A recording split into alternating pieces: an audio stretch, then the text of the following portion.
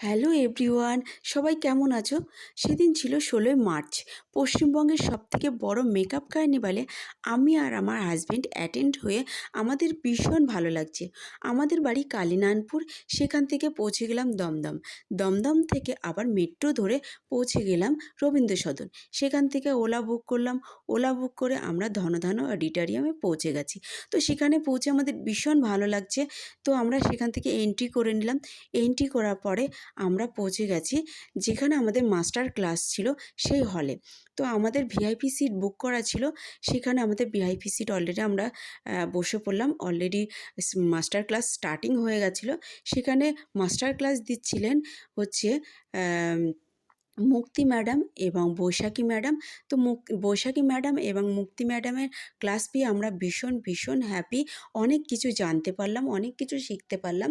তো আমাদের অলরেডি লাঞ্চের সময় হয়ে গেছিলো। আমরা একটু লাঞ্চ করে আবার আমাদের আর একজনের ক্লাস ছিল, সে হচ্ছে আমার সবথেকে প্রিয় তানিয়া মেকওভার।